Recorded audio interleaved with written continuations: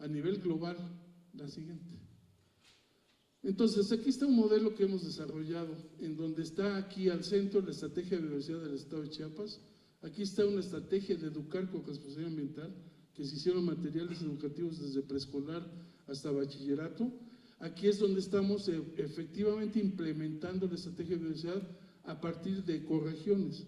Entonces tenemos 6 ecorregiones en donde se están constituyendo este tipo de plataformas que serían la gestión del territorio, pero a partir de unidades de ecorregionales.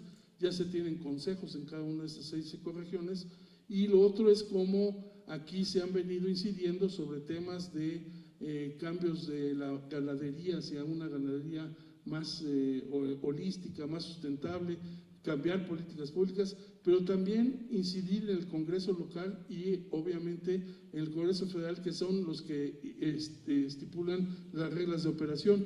Y entonces este tronco es el que debe de llevar a cambiar las políticas públicas ya hacia considerando los elementos de la estrategia de biodiversidad. Mucho de esto se hace también con las universidades. Tenemos una estrategia que se llama la Nueva Escuela Chiapaneca. Se acaban de presentar los libros aquí en la Universidad Pedagógica, y en breve van a presentarse en otras 2 entidades. Ya hay más o menos 200 maestros capacitados con esta nueva modalidad, se puede decir, pero sobre todo es poner la escuela en el centro y resignificar el rol del maestro como gestor también. Entonces, por eso le llamamos un consorcio de universidades, y cómo esto, vinculado a las comunidades, transitar hacia comunidades saludables y sustentables. La siguiente. Aquí está la estrategia de biodiversidad, la siguiente. Y bueno, la siguiente, vamos a pasarlo para que esto que lo van a ver ahorita, la siguiente en imágenes, porque nuestra pobreza y marginación está en cuencas altas también en toda Centroamérica y en México, en las zonas de Tapachula, en las zonas de la Sierra Madre. Y bueno, estos son los efectos del stand. La siguiente.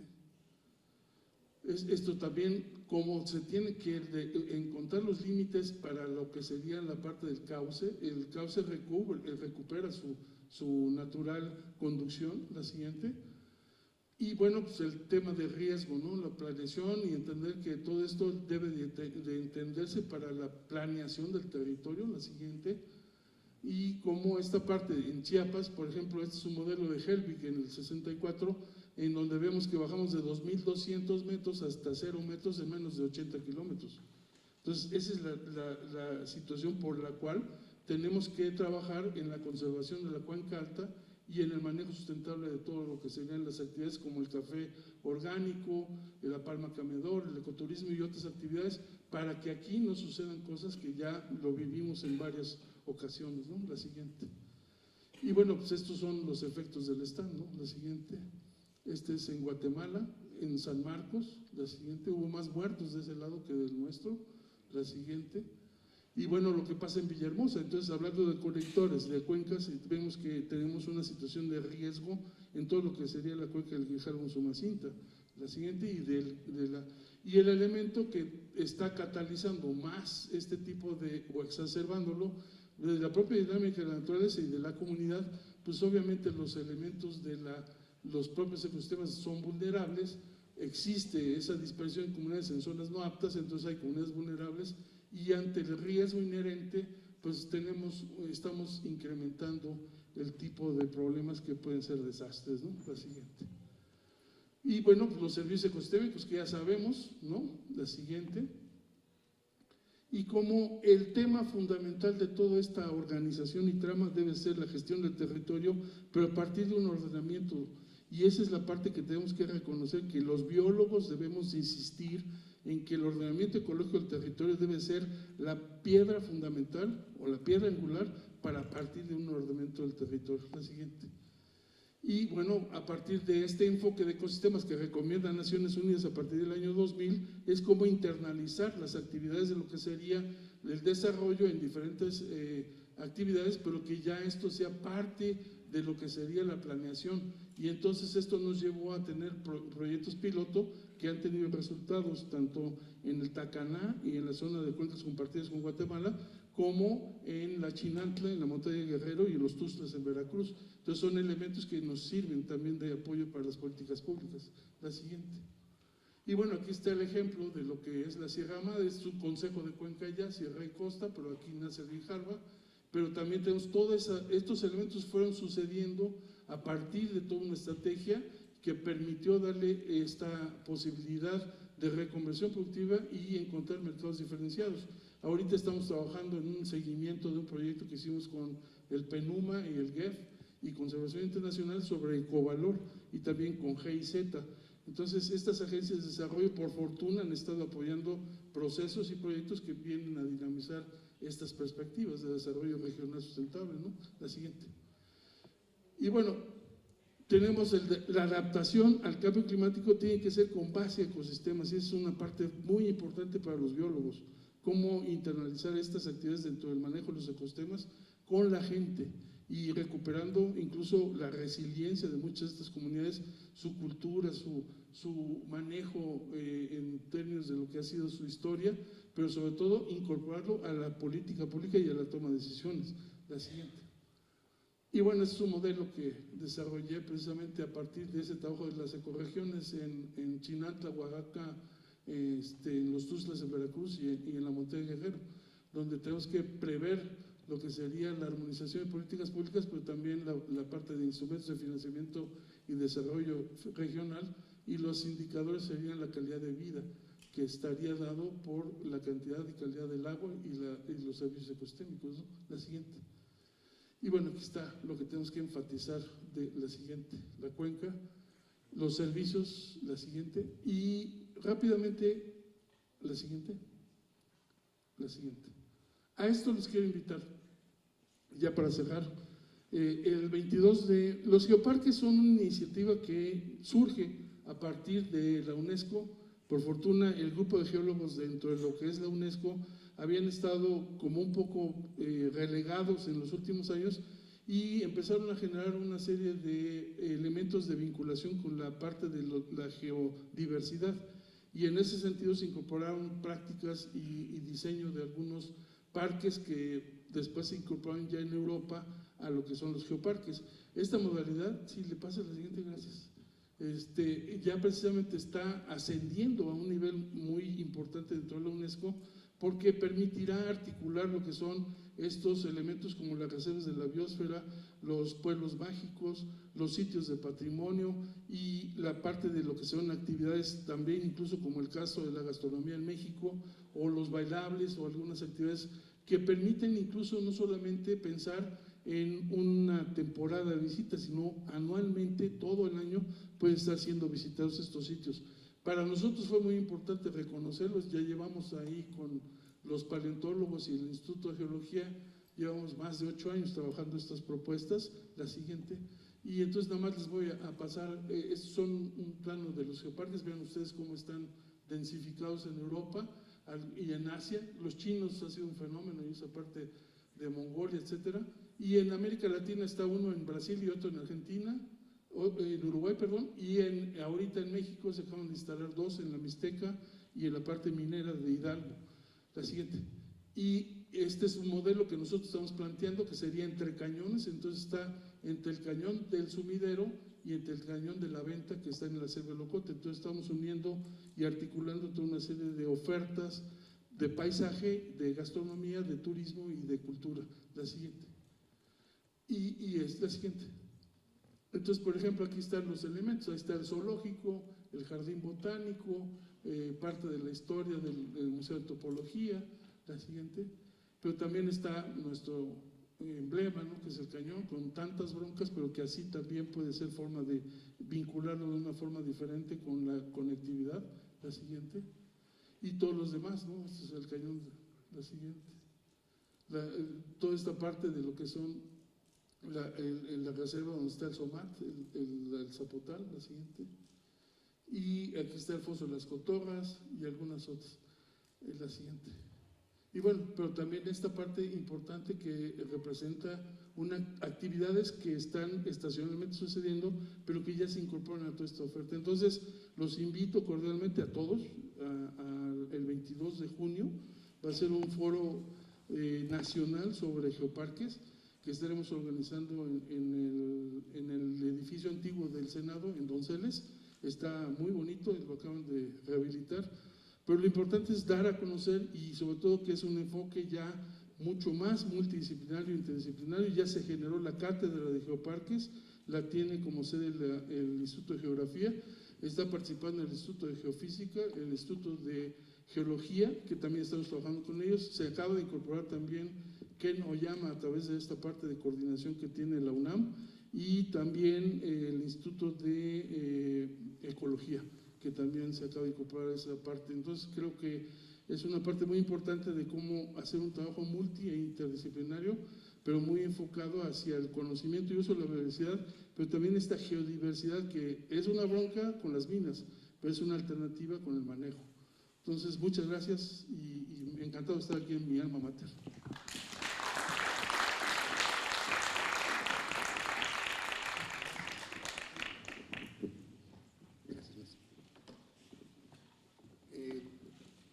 Tenemos tiempo para una pregunta, si quisieran. Recuerden que al final tenemos una sesión de preguntas y respuestas con nuestros expositores. Si tienen alguna pregunta en este momento para el maestro Esquinca. ¿No? Bueno, entonces vamos a otorgarle, maestro, un reconocimiento por su excelente presentación.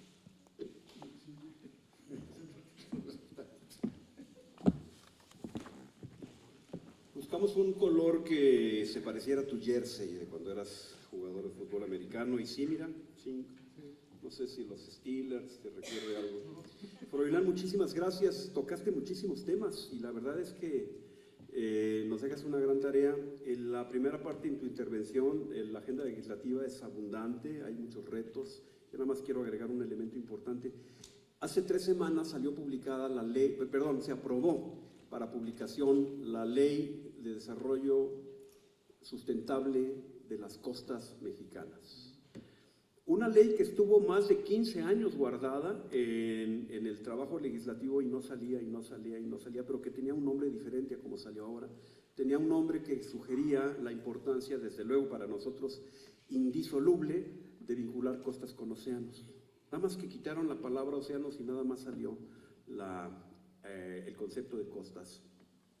La ley de costas, y con el concepto complementario de desarrollo sustentable, tiene como propósito, bajo la definición que fue aprobada por el Senado y la Cámara de Diputados, ordenar el territorio en esta costa, pero para nosotros que sabemos que la relevancia en la transición costa-océanos es importantísima, sabemos que tenemos ahí tarea pendiente, sobre todo si vinculamos el trabajo que ya nos describió el doctor Díaz de León con lo que nos acaba de compartir el maestro Esquinca, pues hace la reflexión en términos de un pendiente que tiene que ver con estas agendas, y seguramente lo va a tocar Evelia, por cierto, que nos vas a compartir tus experiencias en términos de la visión de cambio climático hacia los océanos y todo lo que es tu amplia experiencia en el tema de cambio climático con visión hacia el océano, que tenemos trabajo que hacer. Y lo último que nos compartiste, que es un cúmulo de experiencias en relación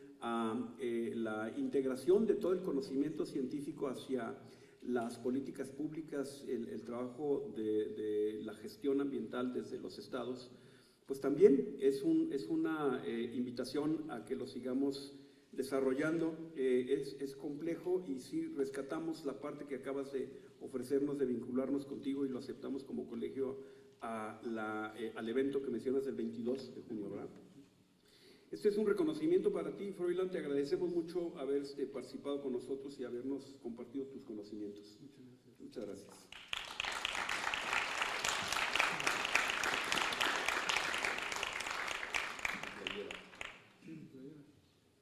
¿Qué dice? Ahora déjame ver qué dice.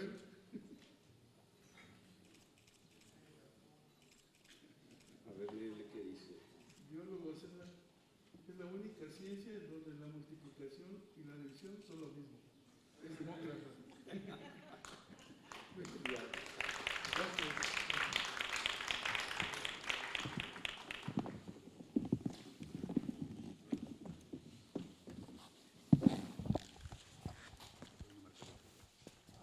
Bueno, continuando con nuestra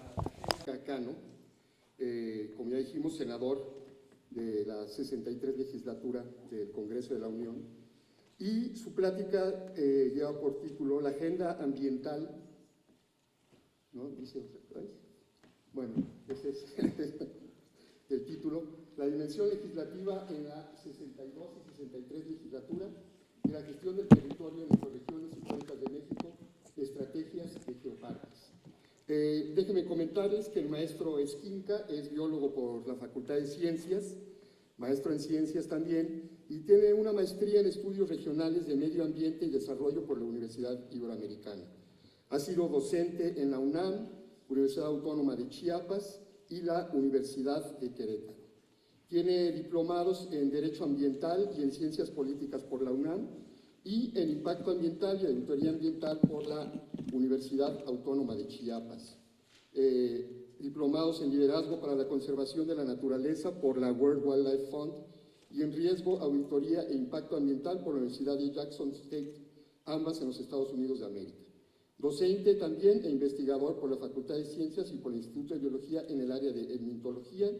Ha sido asesor del rector de la Universidad de Ciencias y Artes en Chiapas, coordinador técnico de investigación en la Secretaría de Medio Ambiente e Historia Natural de Chiapas, asesor del gobernador de Chiapas, delegado de la Profepa, secretario de Ecología, Recursos Naturales y Pesca de Chiapas, titular del Instituto de Historia Natural de Chiapas, asesor y secretario adjunto de la Secretaría de Medio Ambiente, Recursos Naturales y Pesca, director general del Instituto de Historia Natural de Chiapas, miembro del Centro Interdisciplinario de Biodiversidad y Ambiente AC en Chiapas, presidente del Consejo Asesor de la Reserva de la Biosfera El Triunfo en Chiapas, miembro asociado del Fondo de la Conservación El Triunfo en Chiapas, y un nombramiento también muy interesante, miembro de la Comisión de Sobrevivencia de Especies y de Ecosistemas de la Unión Internacional para la Conservación de la Naturaleza. Es un líder conservacionista mundial designado por el Consorcio de Conservación de la Universidad de Columbia. Y sus habilidades deportivas se enfocaban en el fútbol americano, en el gran equipo Cóndores de la UNAM de hace algunos añitos. Maestro Froilán, si es tan amable.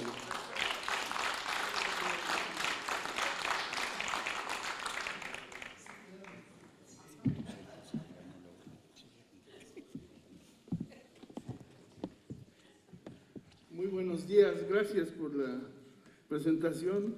Me da mucho gusto estar aquí nuevamente en mi alma mater. La verdad que tenía más de 20 años de no estar aquí. Me da mucho gusto verla, muy bonita, muy alineada, moderna. Pero sobre todo creo que es algo que nos motiva a estar compartiendo estas experiencias que uno va acumulando en la vida, pero que también pues trata de hacer que esta parte de lo que nuestra pasión, nuestra vinculación con lo que sería esta formación que nos ha brindado gratuitamente la universidad, y que desde la prepa 6 me tocó estar en ella, en Coyoacán, y de la cual también fui jugador de fútbol americano, pero también digno egresado de esa prepa que es muy bonita. Y al llegar aquí a la facultad, cuando jugábamos fútbol americano nos decían porros.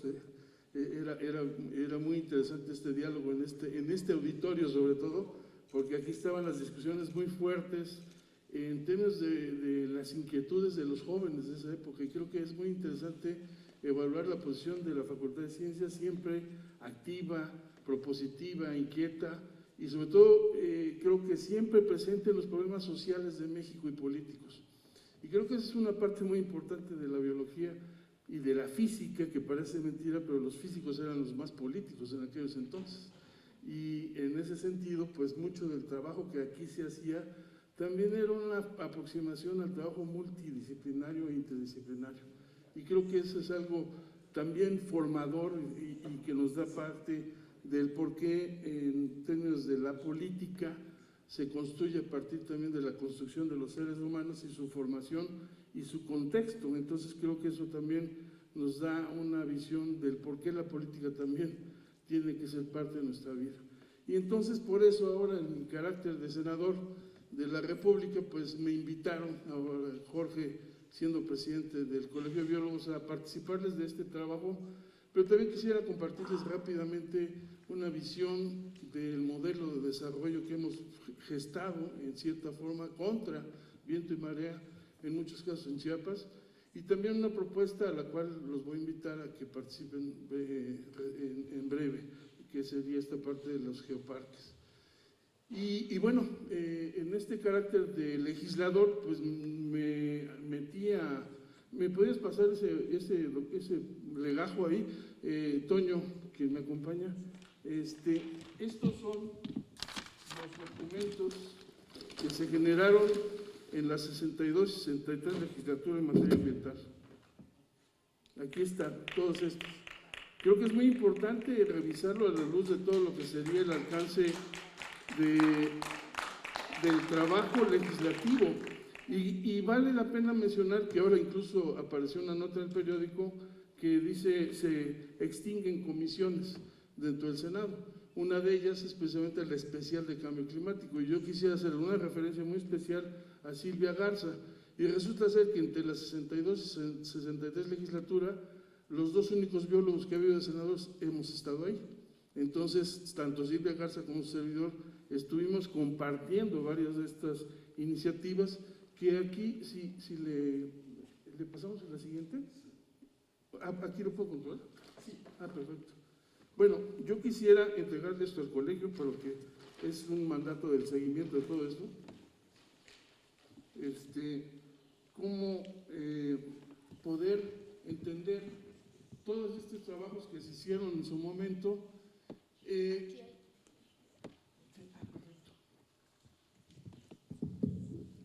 Gracias. Bueno, aquí hicimos una numeralia, que mucho del trabajo fue el poder coincidir de acuerdo con esta alianza que se realizó desde el principio de esta administración, en donde se firmaron el Pacto por México a inicios de la pasada 62 legislatura, y que bueno, el primero de esos acuerdos era promover una nueva cultura ambiental que promueva el desarrollo sustentable y modifique nuestro estilo de vida atendiendo al cambio climático.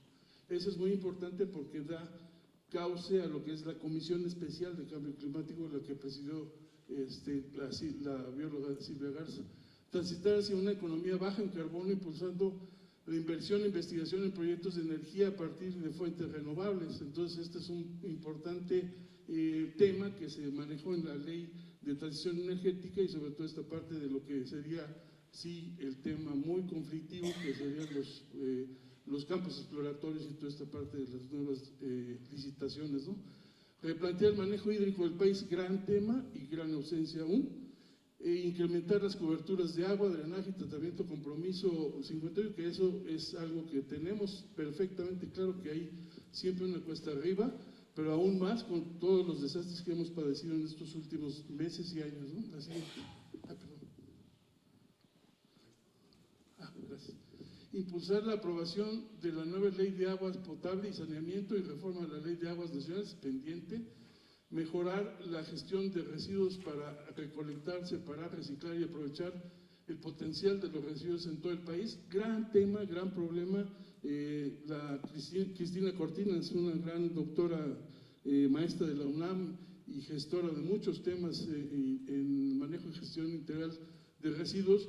Pues es una deuda eterna que tiene este tema, incluso pasándolo a lo que serían los municipios, que en mucho los problemas de los municipios son que le pasó a la Ley General de Equilibrio Ecológico el tema, menos los recursos. Entonces ahí hay un gran problema de origen de las políticas públicas. El pago por servicios ambientales, que ha sido un tema importante de la CONAFOR y que se trata de fomentar, pero más bien gracias a un trabajo que se ha venido haciendo en Chiapas, se pudo sostener en esta administración al final el pago por servicios ambientales en fondos concurrentes, pero sí vino a la baja, que es otro tema que también es muy importante en zonas estratégicas. Como muchos de estos compromisos contenidos en el Pacto por México, los temas ambientales realmente fueron desatendidos, y eso es muy importante en términos de cómo la construcción de la gestión y las políticas públicas como incidencia, pero también como implementación de estas políticas.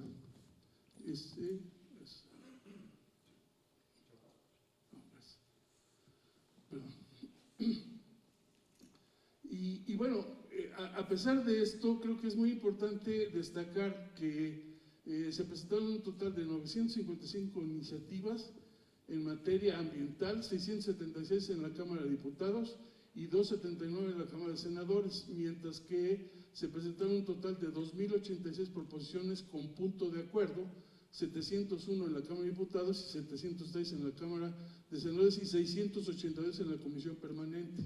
Esta numeralia pareciera cualquier cosa, pero creo que es una gran actividad en el tema, más cómo pasa esto a ser un tema que se traduzca ya en una resolución que permite implementar esto. Esa es la parte importante de la incidencia. Por lo que respecta a la Comisión de Medio Ambiente y Recursos Naturales del Senado en la República, durante el mismo periodo recibió para poner la dictaminación de 135 iniciativas y 309 proposiciones con punto de acuerdo.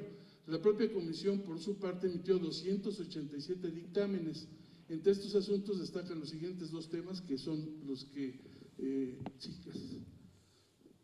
destacaré, que incluso me tocó llegar en la etapa más convulsiva de todo este proceso. Participamos como sociedad civil, yo soy parte de la Unión Mundial por la Naturaleza, soy el presidente del Comité Mesoamericano, y también participamos a través de CEIBA, que es una organización donde participamos muchos de los que colaboramos con la Semarnap y con la maestra Carabias en su momento, y también el Colegio de Biólogos hizo observaciones al respecto, varios, sobre la ley de biodiversidad, y creo que sí se avanzó, pero hay temas que están siendo bastante interesantes las discusiones e importantes, sobre todo en las zonas, como se mencionó, la parte del tema de consulta a los pueblos originarios, creo que es un tema que no se ha cumplido, y por el otro lado también considero que muchos de los temas de manejo forestal y de manejo de vida silvestre también están siendo temas de discusión, y por el otro lado también toda esta parte que bien mencionó el doctor Díaz de León, un tema de cómo el monitoreo debe ser una parte sustantiva de toda esta estrategia y cómo ahí debe de jugar un rol importante la CONABIO. La CONABIO tiene que pasar a ser de la que genera conocimiento y sistematiza al ser más incidencia. Y yo creo que es una posición, una propuesta de un servidor de ser más activa la participación de la CONABIO como una parte de la incidencia en políticas públicas, porque los documentos, los estudios, las propuestas, las estrategias están siendo muy claras, pero no están bajando a la toma de decisiones, y ahí es donde está un trabajo de los biólogos y de los grupos colegiados e incluso de la sociedad civil organizada. El otro tema que también nos lleva y que nos enfrentó al principio la senadora Garza y un servidor, porque ella venía con la propuesta de la ley forestal, pero que también nosotros acogimos varios temas, sobre todo el manejo comunitario del bosque y algunos otros elementos que hablaban acerca del manejo forestal sustentable y parte de lo que eran los servicios ecosistémicos. Entonces, yo acogí varios de esos temas en contra. Entonces, al principio, que de las votaciones aparecían verdes y rojos, después de una decisión de la propia senadora Garza de abrir a votación y a discusión cada uno de los temas, fue un rotundo éxito y algo histórico. De lo que nos enfrentamos, mucho del trabajo que después fue posiciones y discusiones que se armaron en cada uno de esos temas, que había controversia, después en cada votación pasó a ser verde. Y eso fue algo inédito en el Senado. Me lo decían a mí, que yo no tenía mucha experiencia en ese momento. Entonces pasó ya con esas aprobaciones a la Cámara de Diputados, que sí, en la Cámara de Diputados incluso me habló Cecilia Soto, que es diputada por el PRD, y me comentó que estaba otro biólogo, Klimek, diciéndole a ella: oye, si ya pasó así, te recomiendo que hables con el biólogo Esquinca para que platiquen sobre ese tema. Y ella me habló y me dijo: yo estoy votando a favor porque el biólogo Klimek me está recomendando que lo que usted dijo y estuvo bien. Entonces, una trama de biólogos en las dos cámaras. Fue muy interesante los comentarios, pero sobre todo creo que sí hicimos una labor importante para el manejo forestal sustentable y sobre todo la parte comunitaria del manejo del bosque. Entonces creo que esos dos temas cerramos ahí este capítulo. Y finalmente ahí tuvimos una posición, pues sí, importante, porque creo que hemos cometido un error histórico y sí se quiso hacer desde la administración desde la legislatura pasada en la Cámara de Diputados se quiso hacer una modificación con la agencia esta de la ASEA, que trabaja la parte de hidrocarburos y energéticos. Se quiso hacer una cosa especializada que es casi como la EPA, y yo sí creo que es un error. ¿Por qué? Porque tenemos una Profepa. Si tenemos yo fui delegado de la Profepa en Chiapas y nos tocó recibir, todo eran cajas y cajas y cajas de los impactos ambientales y los estudios de riesgo que le habían hecho a Pemex y a CFE, y esos eran rezagos o pasivos, digamos, ambientales que no se revisaron en su momento. Nos lo entregan a la Profepa, se tuvieron que contratar despachos especializados para revisar esos, para ponernos en una línea base. Entonces, si había una subprocuraduría de auditoría ambiental, una de verificación, otra de participación, y ya después surgió la de recursos naturales, la Profepa es el órgano idóneo para poder implementar esas políticas públicas. Entonces, estamos haciendo el traje a la medida para que vengan a explorar, explotar, manejar con sus propios técnicos, con sus propias medidas, y a ver si puedes tú verificar, porque no vas a tener los recursos ni los medios para hacerlo. Y eso es lo que está pasando con la Profepa. Está sobreregulado y para actuar necesita muchos recursos que no tiene. Entonces, sí creo que estas políticas públicas debemos de analizarlas a la luz también de todo lo que sería una transición energética que está siendo algo muy difícil de poder entender e implementar en políticas públicas, y lo otro sí es el desarrollo energético convencional, que sería la exploración y explotación del petróleo y todo lo que sería la parte de la generación eléctrica, ¿no? Entonces, todo esto sí creo que fue importante decirlo, lo dijimos públicamente como grupo parlamentario, nos opusimos a esa posición y por fortuna hasta ahorita no ha pasado la designación de los funcionarios que querían dejarlos por 8 años o más, ¿no? Entonces creo que ese es también lo considero un logro de poder haber podido incluso incidir con grupos como el antifracking y algunos otros grupos de la sociedad civil organizada.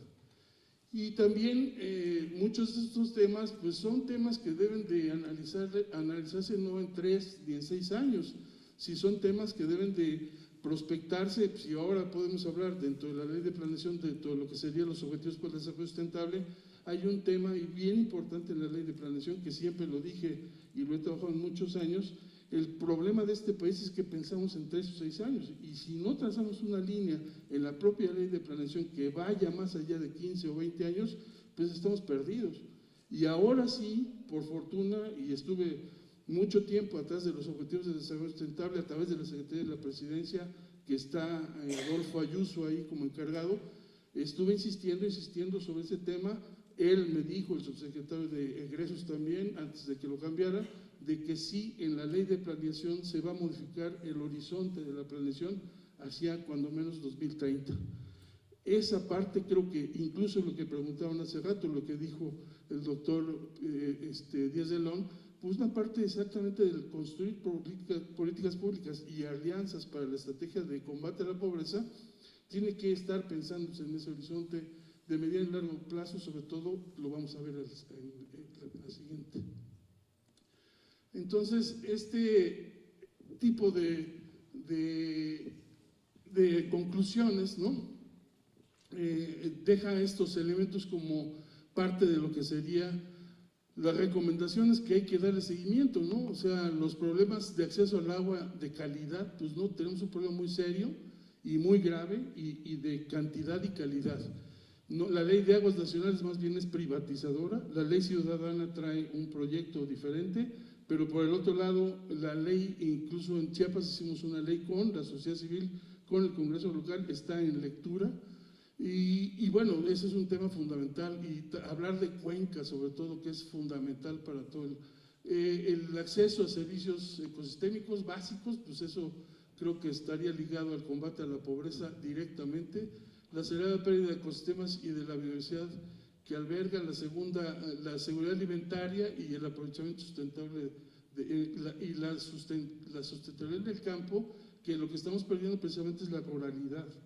Un problema muy serio que atraviesa la SEDATU, por ejemplo, cuando cambia de reforma agraria a la SEDATU, son temas de ordenamiento del territorio muy serios, y aquí está mi colega que mucho seguramente está padeciendo ese tipo de decisiones, donde se están otorgando concesiones y estudios a gente que ni siquiera tiene la especialidad, y mucho del territorio que estamos pensando que el ecológico del territorio sería lo idóneo, estamos teniendo problemas porque están haciendo más periurbanamente, haciendo alianzas para construir procesos de desarrollo o regularizar procesos de desarrollo, que esa es la visión que transita hacia, vamos a ser más humanos dentro de las urbes que aspectos rurales. Entonces, pareciera ser que estamos violentando con este tipo de decisiones la migración y acudiendo a este tipo de alianzas con jóvenes que son propietarios ahora de los ejidos. Entonces, tanto la atención a las consecuencias ambientales, territoriales y sociales de la sobreexplotación de los recursos, también desde la parte de la minería, que si bien se hizo la transición de una administración a otra y de repente apareció del ordenamiento, apareció un granizal en cada una de las regiones en donde se dan estas concesiones en zonas pareciera ser que hasta diseñadas al ladito del límite de la reserva de la biosfera o cosas así, ¿no? Y la transición del uso de los hidrocarburos hacia las energías renovables, pues esa es la parte de lo que la transición energética debería de impulsar y apoyar con estímulos y recursos. La vulnerabilidad de las ciudades, que lo vivimos aquí día a día y en otras muchas de este país, que precisamente por falta de ordenamiento y crecimiento y movilidad y los temas de riesgo que están asociados, y obviamente el tema que siempre hemos platicado con Gonzalo Chapela, que es el capítulo de los suelos. La agenda café nadie le entra, o sea, le damos vuelta por todos lados, y ahí está una ley en la Cámara de Diputados desde hace cuando menos casi 12 años o 9 años, y es un tema terrible y vigente de la necesidad de orientar los usos del suelo compatibles. Gracias. Bueno, les hablaré un poco, muy rápido, en un pasaje de lo que sería Chiapas. Entonces Chiapas, viéndolo desde el punto de vista geológico, así se construyó. Es un ensamblaje. Si no existiera Chiapas, pues el corredor y conector de la biodiversidad precisamente hubiera quedado sin ese flujo de conexiones y de genética y sobre todo de esta parte estructural. Entonces vamos viendo cómo se construye esta parte del Estado. Esto lo hicimos con un especialista que así didácticamente nos lo dibujó, un geólogo profundo le llaman, porque es el que busca las rocas más viejas del planeta. La siguiente. Y entonces vemos que esto que está sucediendo y que lo vemos ahora como parte de las reacciones en Guatemala, pues es un poco la tectónica de placas y cómo se da el origen y el movimiento y la formación del continente. La siguiente. Y cómo estas placas jugaron un rol importante, incluso una placa ahora se puede percibir todavía en Chihuahua como si fuera un arañazo de un jaguar, pero todo este ensamblaje permitió que siempre esa conectividad estuviera a través de la Sierra Madre, y eso es muy importante datarlo desde el punto de vista de la antigüedad de esa conectividad. La siguiente. Y entonces también tuvimos un mar interno, que precisamente cuando se hizo la carretera que pasó cerca de la selva del Ocote, se encontraron restos de lo que fueron gaviales, que eso permitió de entrada rápidamente. Los gaviales son como los cocodrilos que están en la parte del Ganges, en la India, y entonces esto dató más antiguo esta parte de lo que sería nuestro continente, pero sobre todo lo dejó claramente evidenciado que somos una zona kárstica. La siguiente. Por lo tanto, un kárstico es un modelo muy fragmentado que es muy frágil, pero que al mismo tiempo es lo que deja expuesto, lo que va creciendo, el suelo, la vegetación, todo eso va generando una asociación que si lo quitan ustedes, hay un cambio de uso del suelo, rápidamente empieza a ser erosivo y a tener problemas. La siguiente. Y entonces ahí, precisamente por eso, cuando hablan del fracking, en muchas de las zonas del fracking está sucediendo eso. Entonces queda denudado el suelo, pues de un tiempo son kársticos fragmentados que tienen una conectividad y lo que se perdería rápidamente o se contaminaría es el agua. Entonces es una parte fundamental. Y vean ustedes, Chiapas está lleno de zonas kársticas, ¿no? De hecho, ¿Dónde está? Aquí está. O sea, todo esto son kársticos. Entonces vean, casi el 70% del estado es kárstico, entonces es vulnerable. Son zonas de cambios de uso del suelo, les dejaría en problemas muy críticos, ¿no? La siguiente. Entonces, mucho de ese tema asociado a la diversidad, que nos da esa ventaja de tener una diversidad en términos de ecosistemas, ¿no? En ecorregiones, la transición hacia lo que es la zona de Mesoamérica. La siguiente. Aquí podemos ver perfectamente la transición hacia la selva, hacia la parte de la costa, y cómo todas estas serranías nos dan esa conectividad a partir de cuencas. Entonces, somos la cuenca del Grijalva-Sumacinta, conectando con Guatemala, y recientemente se entregó el estudio ya del banco de agua de lo que representa el Usumacinta, y lo que dice el estudio es de que se recomienda tener el 98% del flujo de agua. ¿Y eso qué quiere decir? Que entre Guatemala y México debemos de garantizar el uso del suelo que sea compatible para eso. Y los organismos que son los indicadores para ello son el manatí, el sábalo y el robalo. Entonces, esto lo que nos dice es que el tirante de agua siempre se tendrá que tener con una cantidad y una calidad importante. Entonces, eso nos lleva a pensar de que con Guatemala tenemos que trabajar esa parte de los Usumacinta, pero también con esta parte de lo que sería la sierra y la costa de Chiapas, y el tema y el tema que está asociado a la parte de lo que serían los ríos que bajan de la Sierra Madre hacia la costa, que también constituyen un consejo de cuenca. La siguiente. Esto, pues lo que nos da entre Chiapas y Oaxaca siempre era la disputa, quién es primero o segundo lugar de biodiversidad, pero bueno, si no hubiera el uno, no hubiera el otro. Entonces, más bien como unidades regionales, pensar, y por eso nació el Corredor Biológico Mesoamericano, cómo garantizar esa conectividad y esa continuidad para poder manejar ese tipo de corredores, pero al mismo tiempo de áreas protegidas o vacíos que se hicieron también de análisis, que los vamos a ver ahorita, la siguiente. Gracias. Entonces aquí está todo lo que representa la frontera sur en áreas protegidas, en millones de hectáreas, y la parte de las muchas áreas que ya se logró con las comunidades transitar a que ellos las destinen a la conservación también, y regiones prioritarias que se tienen también detectadas a través del análisis de la Comisión Nacional para el Uso y Conocimiento de la Biodiversidad, que se hizo con el estudio de país, ¿no? La siguiente. Entonces aquí están estas unidades territoriales que nosotros le llamamos con la maestra Carabias, ella como secretaria de Medio Ambiente a nivel federal y un servidor como secretario a nivel estatal, hicimos un acuerdo de trabajar en este caso por bioregiones, y el plan de gobierno así se hizo, en donde habían 5 bioregiones. Priorizamos 2, una la selva de la Candona y otra la Sierra y Costa de Chiapas.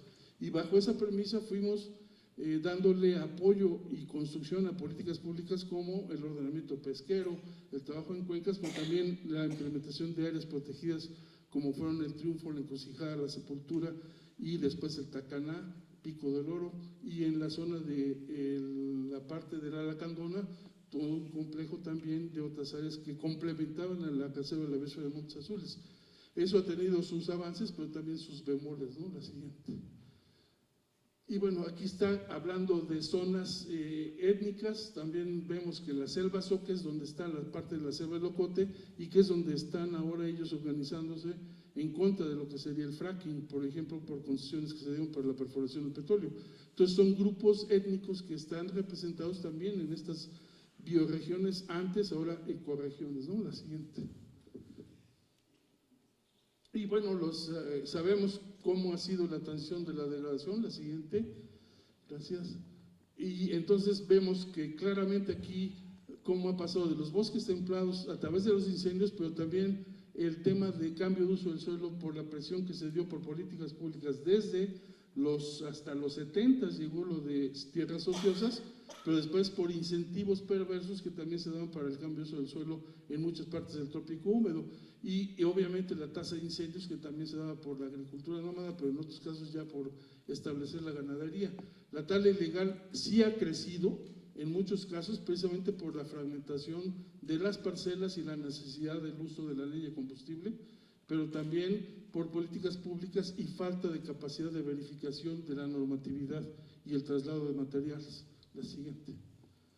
Entonces, pues aquí está donde se hace un análisis de las omisiones en la parte de las ecorregiones que están subrepresentadas, pero también como a partir de esto también se toman en consideración este tipo de análisis para tomar decisiones, ¿no? Que son toda la ayuda que hace la CONAVIO para fortalecer esta toma de decisiones. La siguiente.